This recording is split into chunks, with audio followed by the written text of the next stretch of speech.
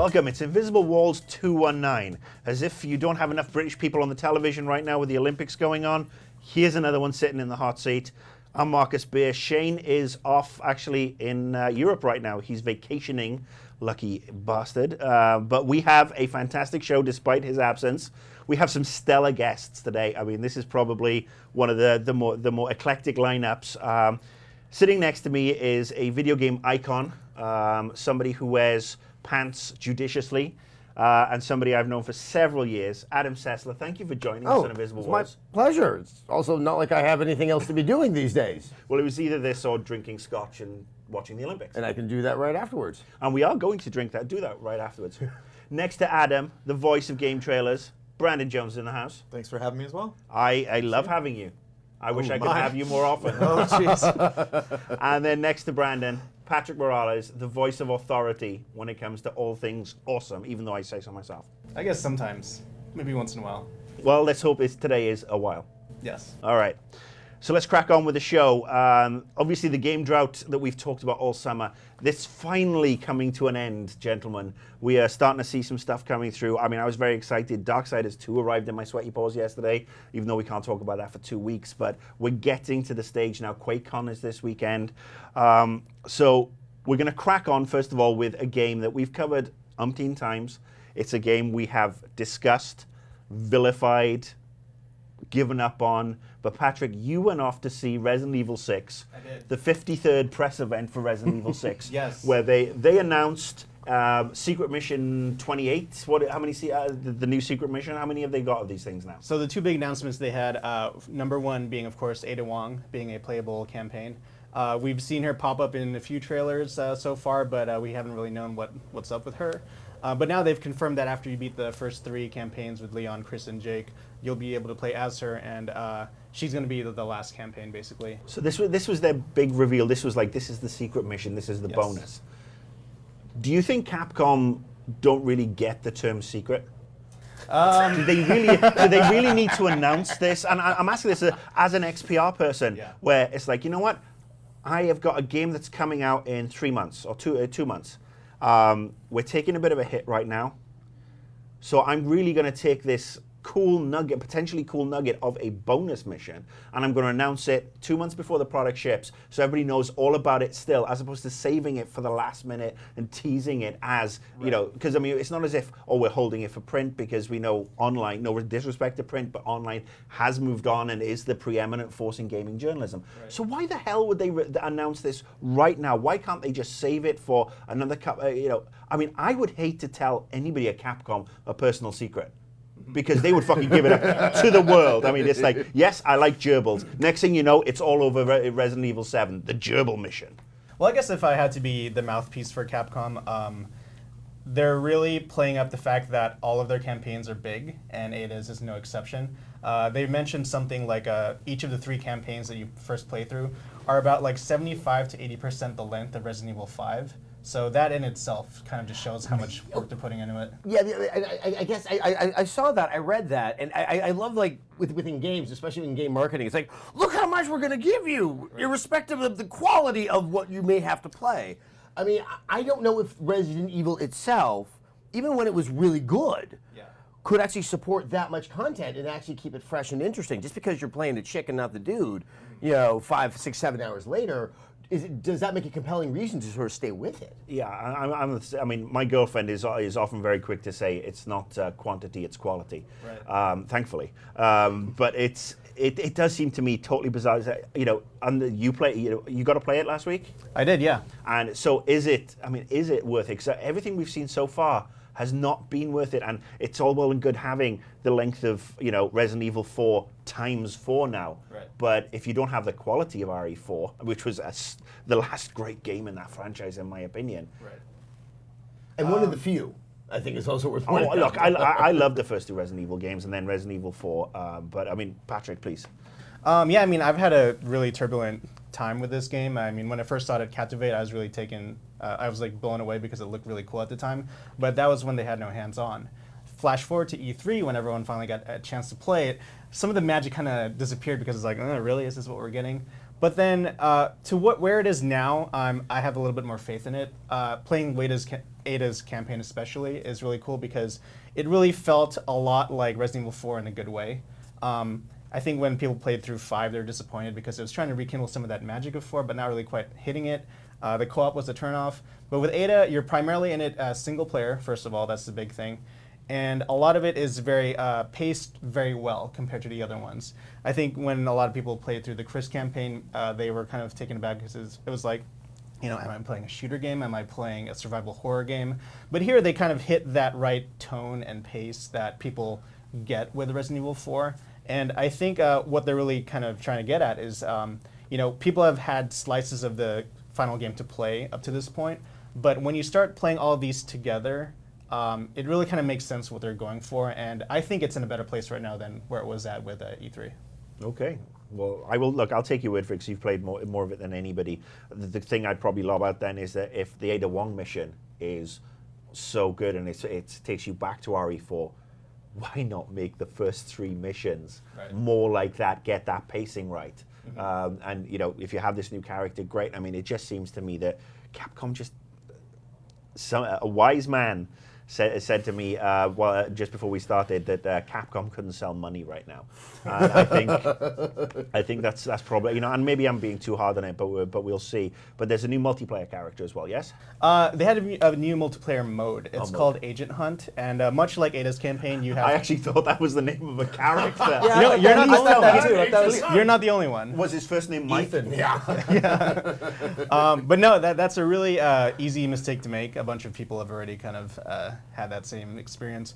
But basically, Agent Hunt means that once you beat the game, you have this special opt-in mode where you can basically invade someone's multiplayer campaign, like Dark Souls or Demon Souls, and basically spawn as a monster, kind of like Left 4 Dead, where you have your own kind of unique moveset. You're basically there to give them a hard time. You're not there to co-op So you at can all. basically be an asshole. Yeah. All right, now this game is looking good to me. Yeah, there you go. I really like this idea, but back to where Capcom drives me crazy. Like, why do you have to that you unlock it? have to play the entire game to unlock it, and it's this very Japanese, dev mentality that they want you to see and experience everything. Right. Whereas this could be one of the best selling points for the game because it is kind of novel. I've dreamt of kind of wanting to sneak into someone's game as an enemy. But you're saying, okay, now you're going to play a game 5, 7 times the size of Resident Evil 4? I mean, it's a big game. Yeah, I mean, that's just kind of a tall order, and I think that you're not reading your audience right. Give them all that they want at the beginning. Call of Duty does that beautifully, and they decide kind of how they want to sample it. Yeah, I mean, they should definitely take a page from their fighting games. All the characters are there right away. Why not have all the modes? Yeah. Have they done any comparisons to Ada's mode in RE4? Because, this wasn't that big of a surprise because you did have this mode in RE4, and they're kind of treating it like it's this brand new thing, where I didn't actually play that until recently when I did the RE retrospective. And it was okay. It kind of, revisited a lot of places I'd already been to in the game. Yeah. So I kind of have that fear that it's just going to be that again. It'll be fun to play as their character, but it's like, I've already been in this hallway. I've already fought this monster. I can't say for sure how much of it is going to be a rehash of the previous campaigns because I don't know what the other campaigns have in comparison. But one of the selling points they're making with Ada's campaign is that you're going to be able to retread kind of in the shadows of the other campaigns and kind of see what was taking place behind the scenes just to kind of illuminate some of the mysteries going on. So that's mainly why they want people to jump back into the game. As kind of like a treat, like, oh, you didn't know what happened in the X scene? Well, here's, Y location with Ada, and now you can find out. Why do I think that come early October, we're probably going to devote an entire episode of Invisible Walls to Resident Evil 6? I think it's going to be a very divisive game. All right, thank you. So now we're going to jump onto a little bit of news that broke this week, and I picked this news because I don't know how to feel about this. I feel pissed actually. The Old Republic, the EA have announced that it's going free to play later on this year, and as somebody who dropped down a rather large amount of cash for the special edition and has been paying his subscription faithfully every month, I'm a little bit irked that 9 months after the product ships, and it's going free to play to the extent that all the campaigns 100% free. The what you pay for then in real money or in campaign credits are the ultra high raid, the cool raid stuff, cool swag, cool loot. And EA have said that they're going to be rewarding people who've bought it day one and et cetera, with these this in-game money for you to spend. But I mean, let's ask the question. With the exception of World of Warcraft, is the $14.99 a month subscription model dead for MMOs? I mean, Secret World came out, has got quite a good reception, but I've not seen 3 or 4 million people jumping onto it from the get-go. You made the point earlier, Brandon, when we were talking before about Guild Wars, but do they have it right? Is it pay your $49, $59, $69, you're in, your multiplayer experience is free, and I'm beginning to think that I won't be investing in another MMO day one anymore. I think for MMOs as we know them now, it's getting close to being dead. Yeah, I mean, people really have to get creative with everything concerning MMOs, especially with the pricing. And I think it's kind of frustrating. It's kind of like Final Fantasy XIV doing the reboot. Like A Realm Reborn. It's kind of funny to see these announcements painted as something really exciting and something that everybody wanted when it's so clear they failed. I mean, it's like they didn't want to do this, obviously. They wanted to have people paying where, it was just something that they had in the back burner, like, well, we always have this other shoot that we can pull if sales aren't as good and we can do this. But it's funny to see it completely painted that, like, oh no, isn't this great that this is happening? This was the finish line. This was the goal that we were going towards. Obviously wasn't. I will say for me, this was the biggest MMO launch since World of Warcraft for the Old Republic. Definitely. I mean, being a total Star Wars sucker, I was hyped for it. I came out and I spent most of my Christmas period, much to my loved ones' chagrin, sitting down, creating a Sith character, being an absolute bastard, I'm really kind of sad that that this is happening. I mean, maybe it's going to it'll fill up the servers. Maybe it will get I think Michael Pachter quoted this week, and he said he expected up to 50 million people to jump on the Old Republic. See, I think it's quite possible. It's you feel safe trying it out. There is something like, I don't know if I like this game, and you're putting in that credit card, you're getting that subscription.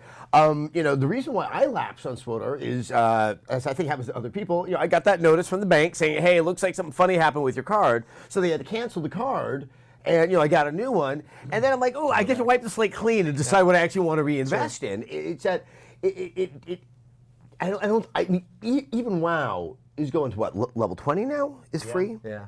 And I think what's going to happen is, I assume by the time that Blizzard has a new MMO, that WoW will be completely free. But I think the bigger question is, what will that new MMO be? Because I think that's just kind of just paying the money when you probably be playing it sporadically. And I think WoW really survived because people just kind of forgot about it and they didn't care that there was $14 going out. But there's now so many more MMOs, and I think people know it's kind of ridiculous to be paying 2 simultaneous subscriptions. And free is, well, it's free, and you can drop it any time and not feel guilty about it. So what does this mean for, obviously, the big one that Bethesda's been touting is the Elder Scrolls Online. Saw it at E3, some people were enthused about it, I wasn't.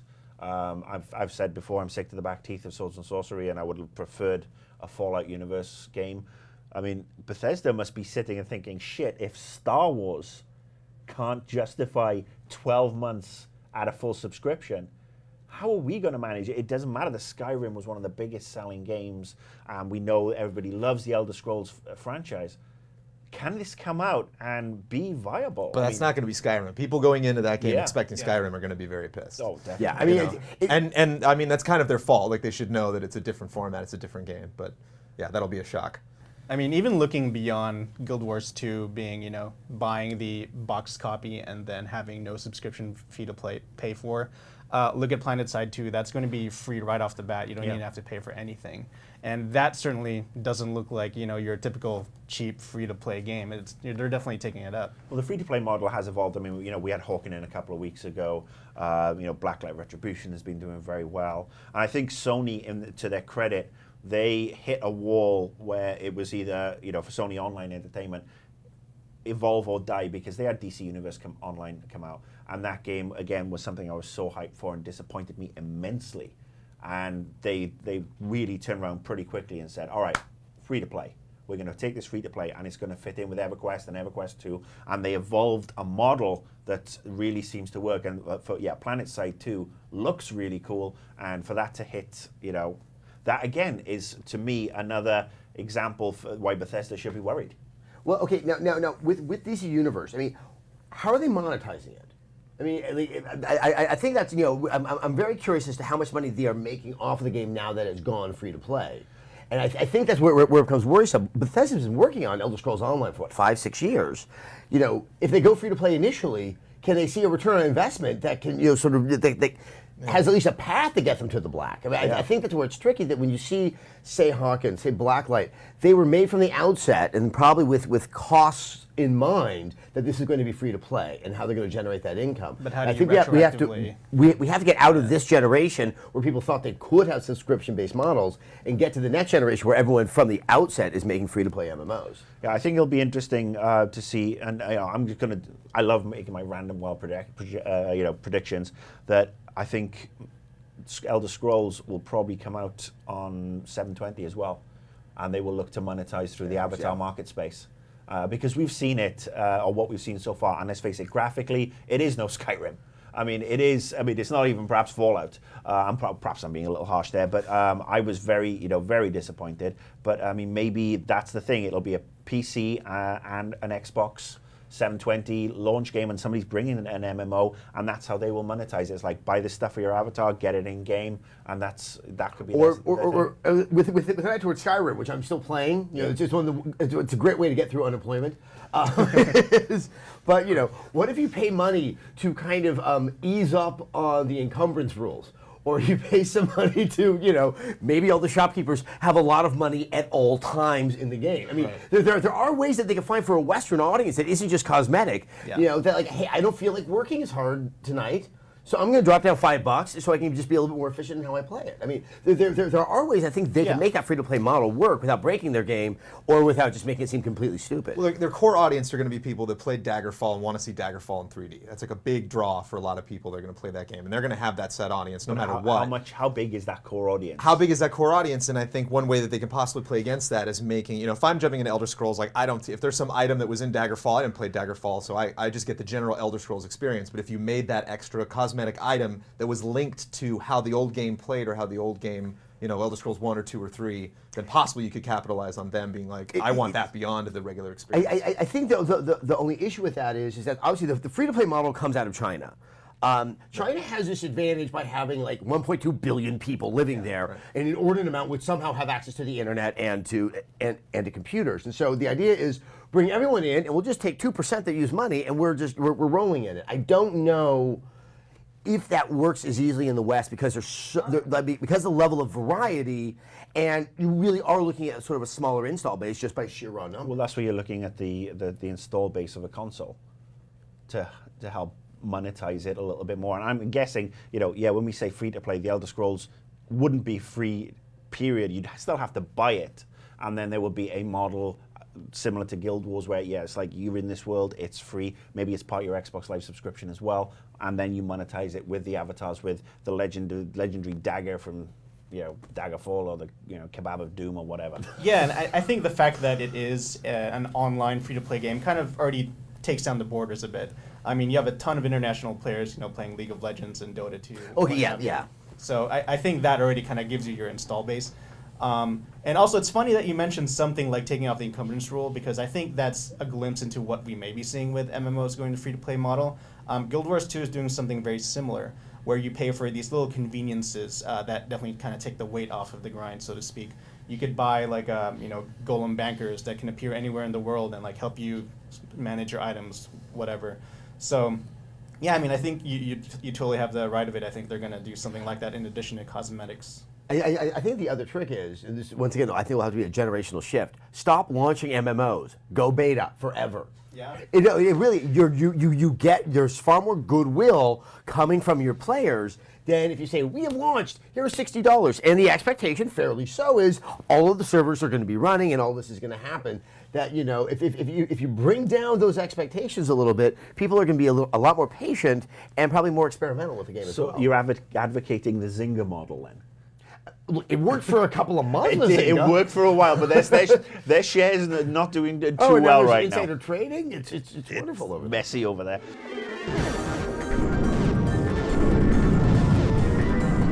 Next up, we are going to talk to Brandon, because you have an Countdown to promote and pimp and generally talk about. And this is, I mean, I got to say, when you told me the name of this, I actually had a Doctor Who moment, because it's Fallen Angels, and I automatically think of the Weeping Angels from Doctor Who. But Then you explained the premise to me, and I'm like, I'm so up all in this. This was. You did this for me, didn't you? I always meet with Shane, and I'll throw like 10 or 20 ideas at him, and he bid on this one right away. And this was the top 10 Fallen Angels, so the top 10 franchises that. The requirement was that it had to be not only just like, oh, something that people loved, like couldn't be a cult thing, had to be, this was top of the industry at one time, and just since is what the heck happened to this to this series. And my number one that I was voting for that didn't get number one and only made to number two was Silent Hill. That I thought was the saddest franchise that I can think of as far as just completely slipping into obscurity and really seeming to do nothing about it. Like, it doesn't seem like Sonic won it. Like, Sonic was the number one pick. But at least Sonic, like, seems desperate. At least they seem to be making, like, really drastic, crazy decisions to try to do something. Where Silent Hill just kind of... Well, I think with Sonic, at one point, they trapped Yuji Naka and just put him, like, in a room so he couldn't affect things. Because what was it wasn't even a Sonic thing. What was the one with the chicken boy? Billy Hatcher, the giant egg. Yeah. How do you agree like that? I stopped playing Sonic after Tails was introduced. I fucking hated Tails. Yeah, and Knuckles. There's a Knuckles, kid. that was There's another a kid who still hates me on Twitter. He goes, "Why do you hate Sonic's friends?" No, that's the thing. And it's because they suck. Knuckles. That was Sonic 3, wasn't it? Oh no, Sonic and Knuckles. Yeah. Yeah. Because when did Tails come in? Was Tails in Sonic 2? Oh, I can't even tell them apart. There's Sonic and the Stupids. That's how it works in Sonic. All right. So was there a entry on the countdown? Obviously, we don't want to give the whole thing away. We want people to go watch. Was there one that kind of surprised the hell out of you? Yeah, Splinter Cell, I think, was one of the ones that I wasn't really voting for heavily, but kind of popped up from people as being just kind of distant from. And that really popped up because I'm playing I'm playing these games to capture footage for the countdown, and going back and playing 1, 2, and 3. I mean, they're totally different games. I mean, this is a different experience. This is a different attitude. Even like the story kind of seems different. Like story-wise, I got really sick of like. I don't really care about Sam Fisher. Like, I don't. I kind of liked not knowing anything about this guy and having the plot really take the forefront. And like you were Sam Fisher, right? And then, it was there was that kind of weird power thing where it's like, I'm in the dark and I'm gonna kill you. And yeah, once they gave him some character in Conviction And a daughter. Yeah, and a daughter. Yeah, it's like every game. It's like the PSP game was like, oh, back to the daughter story, and then it goes back to consoles, I mean, like back to the really daughter story. When is and he I'm like, getting busy that he's having kids? right? I think he only has one daughter, but she is obviously the dumbest friggin' daughter on the planet because I mean it shades of 24. I think they looked at 24 where they had Cuthbert, Elisha Cuthbert, who was gorgeous and was great, but was always getting into trouble. But 24 had the common sense to get rid of her really sharpish and then just pop her in for a bit of eye candy every now and again. Whereas Sam Fisher's daughter is like, what's your plans today, honey? Well, I'm going to go to Starbucks with my friends, then I've got school, and then I'm getting kidnapped by international terrorists. The third time this week? Yeah, well, it's something to do. It's either that or sit on Facebook all day. Well, it's like, it reminds me of the Mission Impossible movies where it's like, Tom Cruise's character is getting disavowed in every movie. Like he's back and then, oh no, now we got to go. And I found like, what's Ghost Protocol? What does that mean? They're like, that means they're all disavowed, the whole thing. It's like, how do you make a movie after that? Think about how safe the world would be Right. if they just let him keep his job. Just give him an office. It's like every Splinter Cell game's like, oh no, now he's going against the rules. It's like, oh, now Picard is actually not going against orders. Like, this is the 50th time he's done this. Well, so is anybody? I mean, obviously we saw the new Splinter Cell announced at E3. Is anybody really excited? Because I think, again, Splinter Cell in the dark. You hear the sound of the night vision goggles powering up. That is just that's a seminal sound and experience. And for this new Splinter Cell, look, it's Sam Fisher, and he's out in broad daylight, and he's running around shooting things, and this kind of looks like Medal of Honor Call of Duty. What? Yeah, I think Ubisoft made a horrible mistake in showing that level at E3 because, I mean, how many times do we see camo? Like, it's desert camo, it's a dry, arid setting. I mean, it's just, there is that, I think you could just hear the energy go out of the room. It's like, oh gosh, we've been here before. I think the one thing that I liked when they tried to move Conviction, I do not think that game worked, is that the stealth game kind of moved out of being stealthy to just being damn slow. Sure. And there is a tedium, especially when you trigger an alarm, when you screw up. It's like, okay, I'm just going to go back to the load. I'm going to try this all over again. That says that I can kind of be a little bit more efficient and a little more dynamic. but I didn't think that necessarily meant that they had to completely abandon sort of what made Splinter Cell Splinter I Cell. really like what Dishonored's doing. I think it's a great example That's- where I think- you look at an area kind of like a playground where it's like, oh wow, I could just skip the whole thing, or I could go through guns blazing, or I could use explosives, I could stealth everybody, I could use like special superpowers. Whereas in this, it's like you really just want to shoot people and just get through it, like just get to the next checkpoint. Find a pipe, get him in the room, shoot him in the head. All right, so this actually should be up by the time we It's up, air. yeah. It's up now? It should be up, yeah. All right, so check that out. I just love anything that bitches. You know that. And apologies to Sonic fans because we did the top 10 worst blockbusters, the top 10 games that were horrible that sold over 1 million copies, and Sonic won that as well. I mean, I Won that. assume probably So. all outlets will get together and do one last bash on Sonic, and then we're just done. Just retire bury it him, from, because I mean it will be at the top of the list probably for another decade. Bury him right next to Indiana Jones. Just bury him, Poor be Sonic. done with it.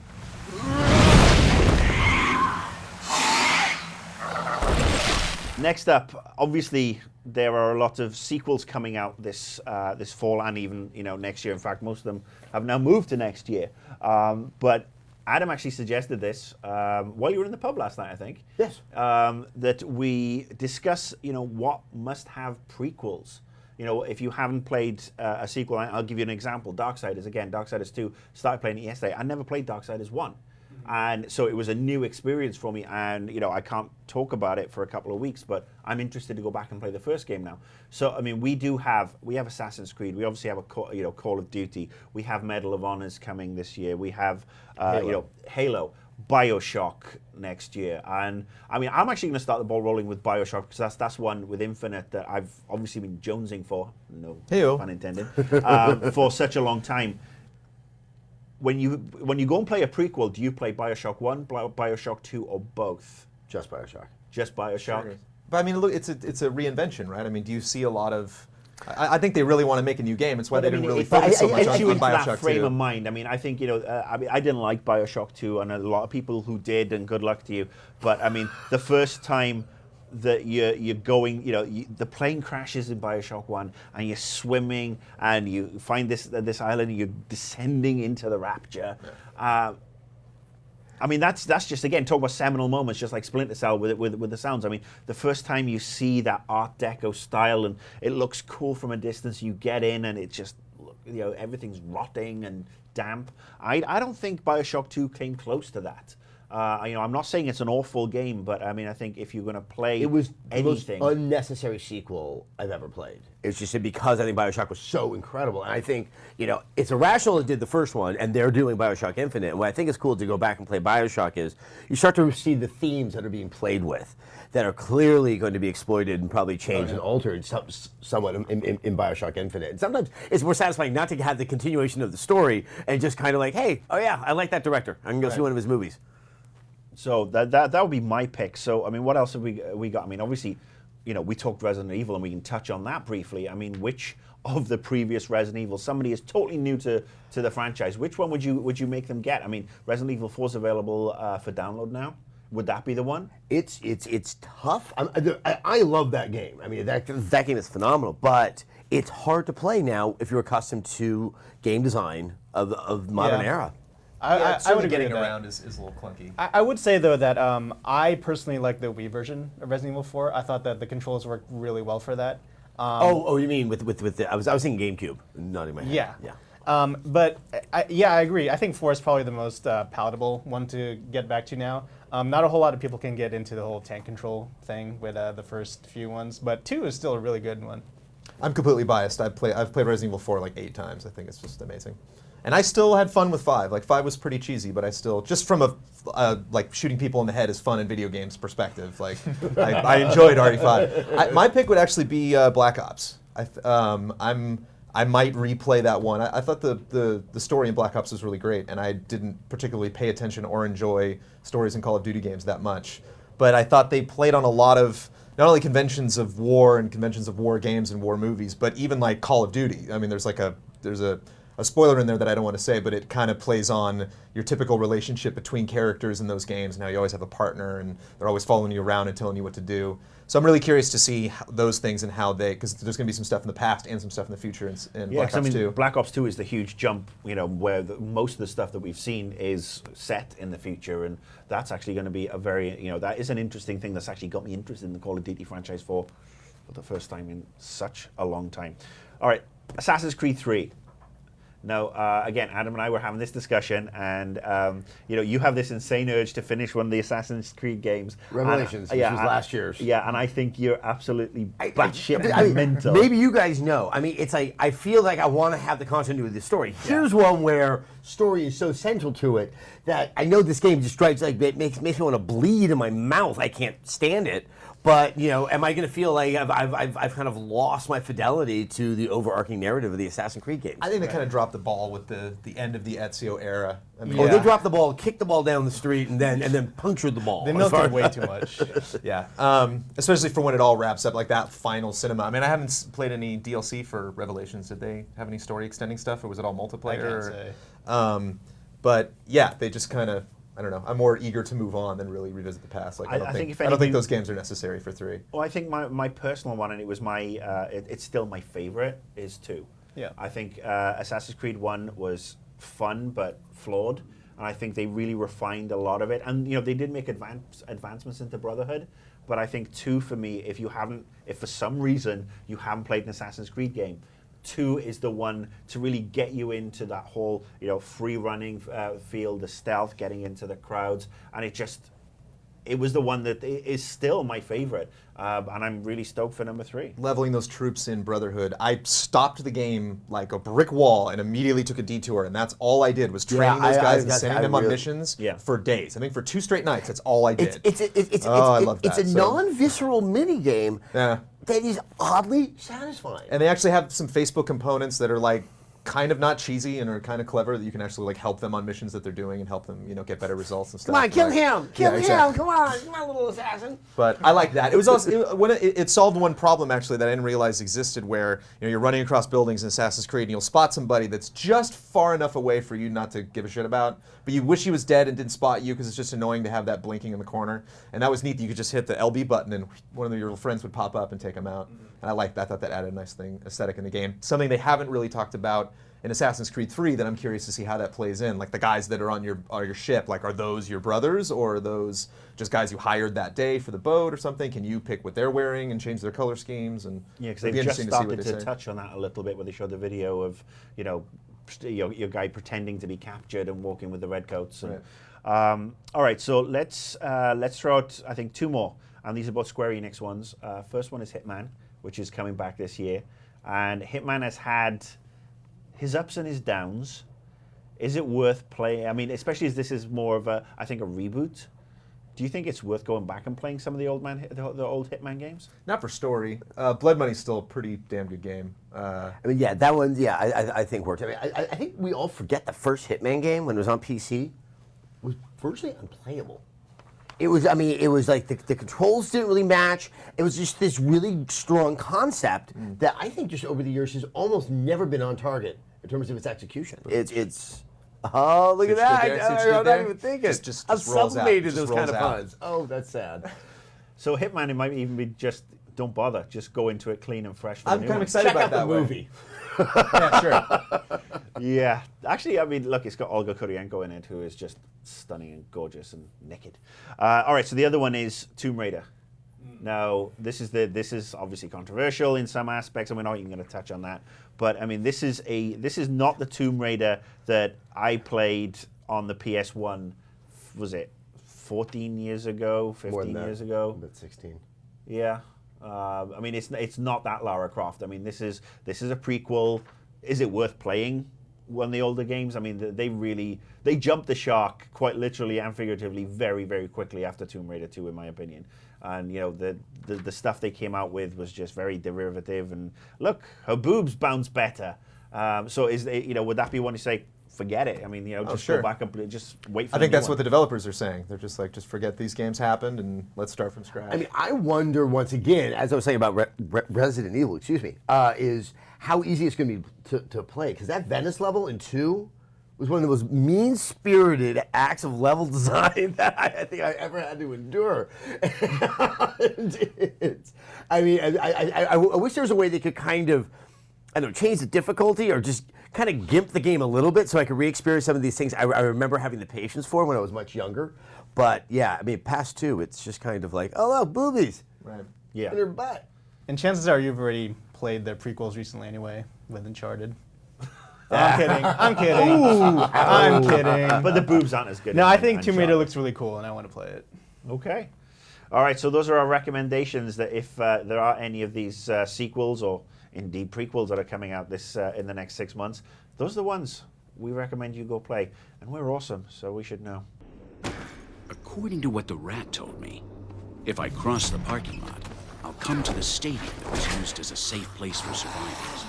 All right, last segment of the show, and Justin Spear has jumped in. He's replaced Brandon, because we're going to talk about downloadable games. Obviously, Summer of Live Arcade. There's been a bunch of stuff coming out on PSN, and that's really kept us going, I think, games-wise this year, or this summer, rather. And Justin, we're going to talk about Deadlight, which hit XBLA this week.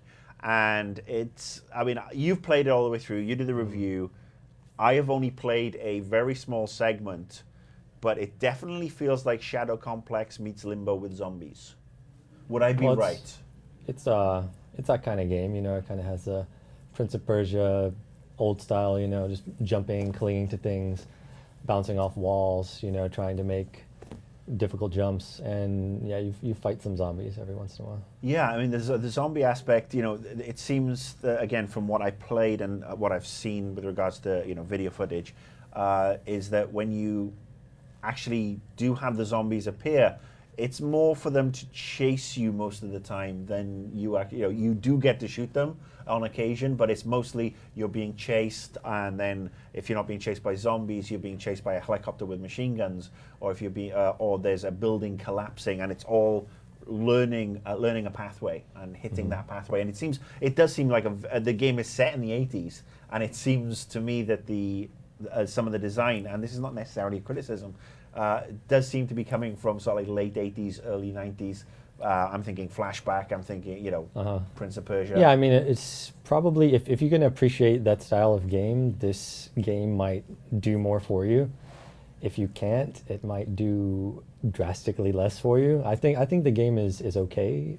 It's got some cool stuff. And you talked about the zombies and the direct combat not being a huge part. One of the only things that you can kind of really play around and improvise with is your character can call or whistle to distract people. And sometimes you can get zombies going off ledges, or you want to like make a big jump and make a break for it. You get everyone to come right over to where you are, jump over their heads. So that's kind of cool, but most of it really is, kind of using a limited number of ways to navigate the environment and just kind of doing the same puzzles and getting through it. Yeah, it is. I mean, it's one of those pseudo 3D environments when, at the end of the day, you're just, going left, right, and up and down. And yeah, the taunt button is cool. I mean, and they do introduce you to that right away where, I think you kick a door open and there's a puddle of water down below and there's a bunch of electrical cables going in, and you taunt the zombies and they shamble over. I mean, these zombies are, they're dumb.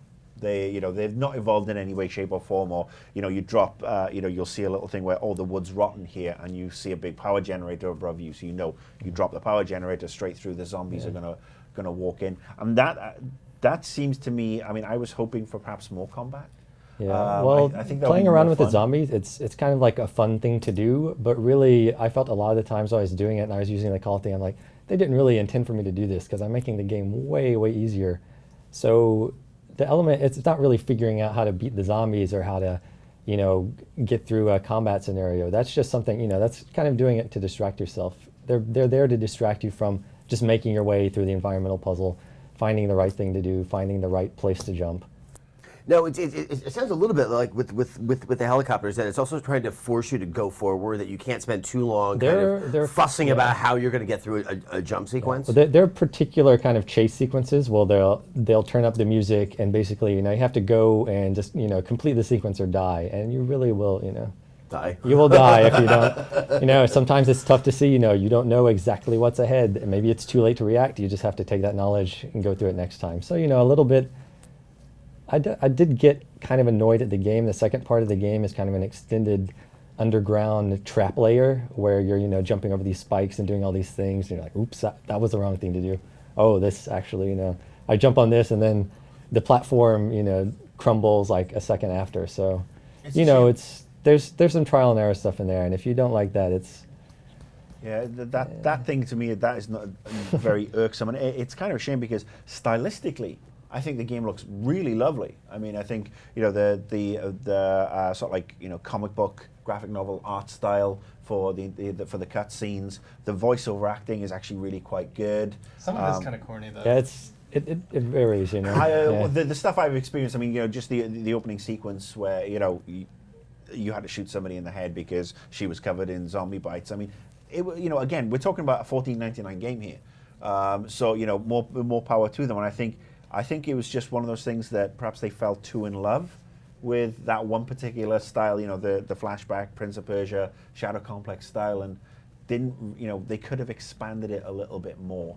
And I mean, I would have just loved to have played in that universe, 2D, that style of graphics, and just blow the shit out of a bunch of zombies and really have some serious fun with it. Yeah, I mean, it's really more, you know, just puzzling your way through the environment. Then it's not really a survival game. It's a, you know, do the right thing game. And the puzzles aren't... If you get hung up, you're maybe more likely to get hung up on something that, you know, you can't tell if you can make a jump or not. You're trying to jump, and your dude jumps, you know, he's a super agile ex-Canadian park ranger.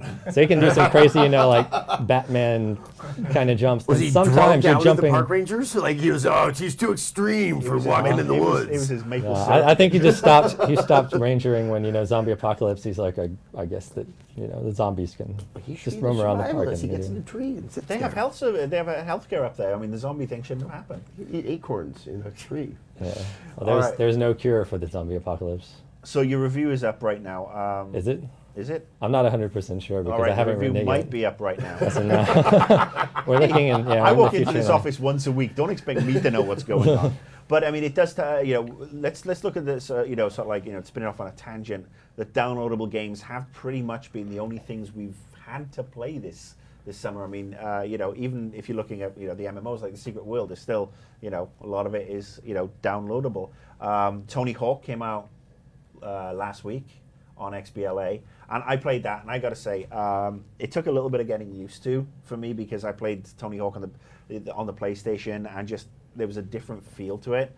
But after a certain amount of time, I mean, I was so back into it, and it reminded me how good the franchise used to be, and how Activision really not only screwed the pooch, but then killed the pooch, defecated on the corpse, set fire at the corpse, and fed it to everybody else with the Tony Hawk franchise. Sounds like a pretty good nominee for a Fallen Idol. Oh, I think so. It's a shame. It's a shame Brandon had to leave. But I gotta say, I mean, I really liked. I mean, and again, for me, this seminal moment, and I'm just using this word. This is my word of the day: toilet paper in full Seminal? effect. Seminal. It was Anthrax and Public Enemy came on with "Bring the Noise."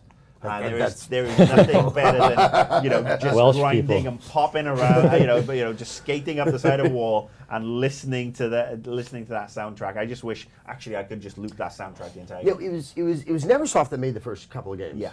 And am I right in thinking that it was the same team that also did the first Spider-Man game on the PS1 that finally got the swinging mechanics in there? Like, so. Yeah. they really had kind of cornered the market on how you could just sort of link actions and make them quite fluid. I think that was so revolutionary back then. And then it was, I think everything else then was given over to Treyarch, wasn't it? I mean, I think Treyarch became the in-house company for doing a bunch of stuff. Let's I ask mean, our fact-checking team. do we have a Anton, can you fact-checking just look team? that up on your iPad? Sure thing. All right. So I mean, there's you know, Summer of Live Arcade has been tootling along. There's a couple of games coming out next week. I think Hybrid's out next week. And you know, this is just unfortunate that it was on the PlayStation, but I did download a game yesterday. I played Expendables 2 yesterday. There's an Expendables 2 game? That's what I said. Was there an Expendables 1 game? I don't think so. No, I don't think there was. Well, that's quite misleading. Trans- Because like, we were just talking about prequels and whether or not you should play the one before it. And if you see the 2, You got to read the It's the fine Traveling print. Wilburys album. You have to watch. The You just movie watch that the game. movie and then you play the game. It's extended universe. And I gotta say, I mean, you know, due respect to the Did you PR see that person. commercial where the guy like comes to your house and puts his head in your lap and then beats you in the face for getting him killed too many times? No. No. What commercial was that? It's an Expendables 2 thing where one of the dudes from the movie is like, Oh. No, we're talking about the "You're game, getting we're me talking about the killed." movie. Yeah. It's both. See, it's I'm like, so. That's marketing synergy at its finest.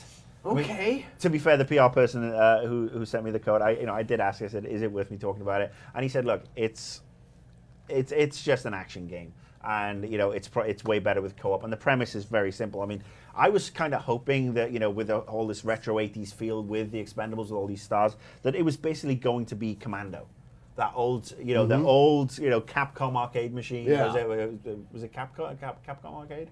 I don't know if it was Capcom. I can't remember. But anyway, that amazing old game where it's just run and shoot, and to a certain degree, it is where you've got your character, and there's it's up to 4-player co-op, and you basically run around, and you hold the button to shoot and the button to aim, and it's just spray. Unfortunately, it is kind of buggy and it's not a huge amount of fun. But I will say it's worth taking a look at for one thing: the digital recreations of the stars. So you've got Sylvester Stallone, who does look like Sylvester Stallone in the game. Even kind of sounds like him. I'm not sure if they got the real guy or just somebody with a mild form of brain damage. Jet Li, the character looks kind of Asian, so well done with that one. Terry Crews is in it, and he actually looks probably the most accurate. But what they've done to Dolph Lundgren, imagine you have the biggest peanut allergy on the planet, and then somebody opens a vat of Planters peanut butter and drops you in, and your face swells up, and that's what they've done to Dolph Lundgren. I mean, his hair is all over the place. I mean, it looks like a bad Fallout mod.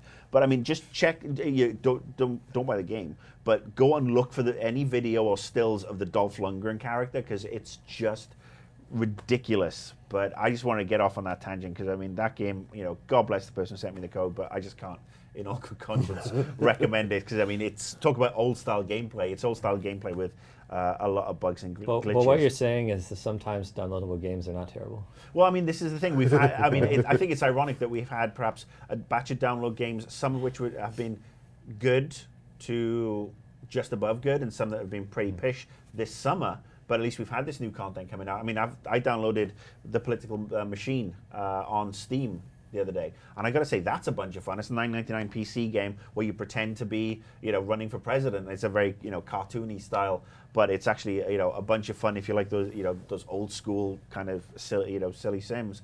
But I find it ironic that we had games earlier in the year where we had, we talked about Journey and Spelunky. You were talking about Spelunky. Yeah, Spelunky. Which is a lot of fun, but it reminds me that I no longer have the reflexes I had in my youth when I loved platformers. I'm not blaming the game. I'm blaming me. This is a hating on the player right now. We're getting old. I know that's. But I mean, again, it's funny that the slump that perhaps that where we 12 months ago, we were looking at some Limbo, for example, came out 12 months ago. Summer of Live Arcade blew everybody away. Yeah, it was short, but it was a summer title. It's okay, I guess. It's okay. Oh, I got some mileage out of the Magic Duels of the Planeswalkers. That's like kind of game that you can, it's very simple, and of course, you're playing with cards digitally, so it's not really like a tour de force or anything, but you can spend a bunch of pleasurable time just playing stuff like that, right? And Well, Magic it's is cheap. awesome. Yeah, Magic is awesome. And that's the thing. It's cheap and it's down. It's cheap, easy to download. I mean, and I think that's the point. I mean, we're having some really good downloadable games. We're having some average games, but they're way better than the alternatives, which are Brave, Madagascar, God knows what else is coming. Is sort of like hit over the last couple of weeks. Barbie's Doghouse or Connectimals with toilets. I don't know, whatever else comes out. I mean, even some of the Kinect games are on DLC, but at least the downloadable games that we're getting are keeping us going. But we won't have to talk about them anymore, because next week we've got, I think, Medal of Honor we can talk about. I think there's some more stuff on Call of Duty, Darksiders. I mean, the drought is officially and over. Sleeping Dogs from Square Enix. Sleeping Dog, actually, yeah, Sleeping Dogs is next week. So we talked about that last week, and you played it and seemed to enjoy it.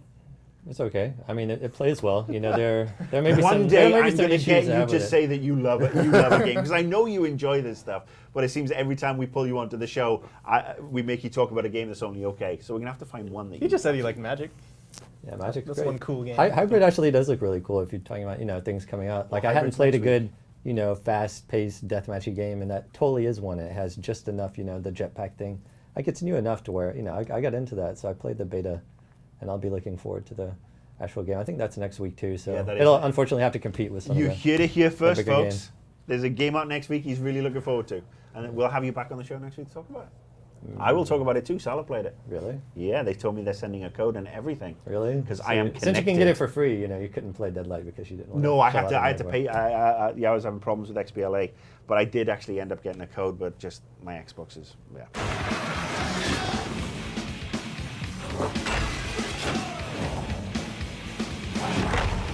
That's our show for this week. Ran a little bit long. Hope you enjoyed it. We've kind of like sprawled all over the place, but I think we had some good stuff.